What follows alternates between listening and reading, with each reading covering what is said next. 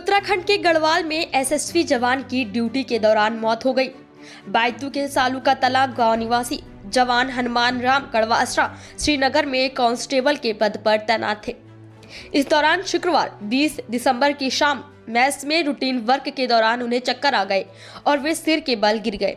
जानकारी के अनुसार उनका सिर टेबल या दीवार से टकराया, इससे वे गंभीर रूप से घायल हो गए।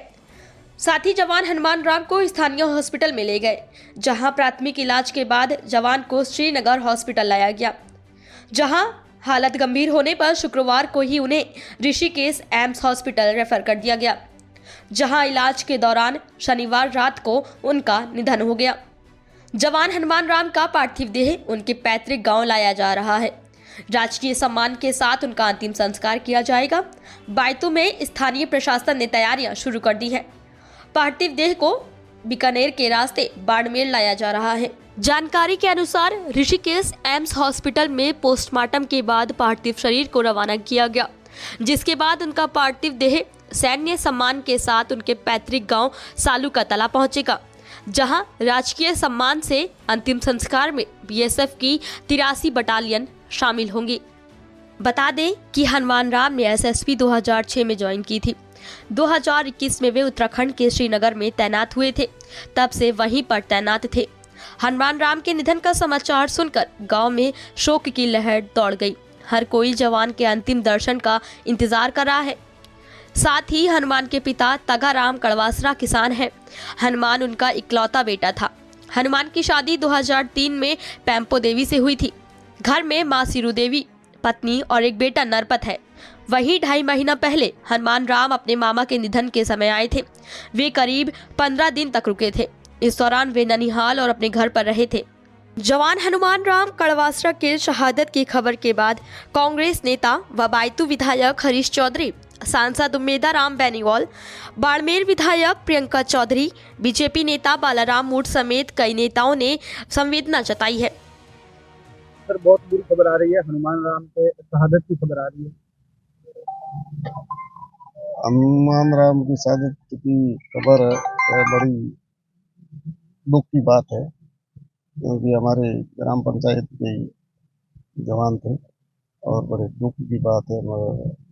दुख के साथ साथ उन्होंने देश के लिए शहादत दी है और देश के लिए काम किया है और इससे गांव में पूरे में एकदम शोक की लहर है। खबर आपको पता चली इस बारे में? मेरे तो जब घटनाक्रम हुआ उसके जस्ट 2 घंटा बाद पता लगा। तो यहाँ पे आने में फिर हमने वहाँ से मतलब सब बाई एयर लाने की वही कोशिश की, मगर बाई एयर में जो समय था तो जोधपुर में आज 2 बजे का था, तो 2 बजे जोधपुर से यहाँ आने में फिर शाम हो गई, इसलिए बाई रोड किया और उसके ट्रक के साथ 2 ड्राइवर ऑफ किया। एग्जैक्ट सर, ये कब की घटना है, क्या हुआ था? थोड़ी आपके पास जानकारी है तो बताइए। ऐसे तो वहाँ की अब उनका शहादत हुई तो वो तो वहाँ के जो ड्यूटी कर्मचारी है उनके साथ है, उनको ही जान है। कितनी देर में यहाँ पे सब पहुंचे? सब बस अभी दूधवा से निकल गया, अभी पहुँचने वाला। बहुत बुरी खबर है कि हमारे पार्टी के फिलहाल की शहादत होने की खबर आई है। आपको इस बारे में क्या जानकारी? देखिए, हमारे लिए बड़े परिवार, मैं तो मेरे परिवार का सदस्य था, इसलिए मुझे बहुत दुख हो रहा है, लेकिन देश के लिए उन्होंने अपनी जो सर्वोच्च बलिदान दिया है खुद का, वो पूरे देश के लिए और मेरे गांव के लिए एक फख्र की बात है कि मेरे गांव बायतू पंजी का और हमारा बाणेज एक देश सेवा के लिए अपने प्राण न्यौछावर किए। इससे ज्यादा वो क्या कर सकते हैं।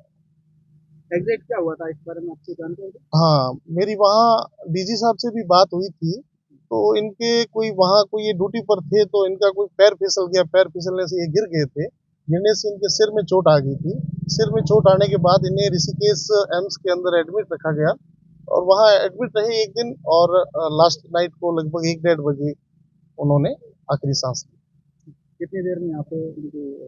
बस अभी 15 मिनट में उनकी पार्थिव देह हमारे बीच में यहाँ पहुँचने वाली है और सभी युवा उन्हीं के ये स्वागत के लिए खड़े हैं। ये सब एक तरफ से इनको बहुत यूँ दुख हो रहा है कि हमारे गांव का जो नौजवान हमारा साथी था और वो आज हमें छोड़कर देश सेवा करते हुए चला गया, तो उसके लिए उनके सभी नम आंखों से सारे युवा बाइतू के युवा उनके स्वागत के लिए यहाँ खड़े, श्रद्धांजलि अर्पित करने के लिए यहाँ खड़े हैं।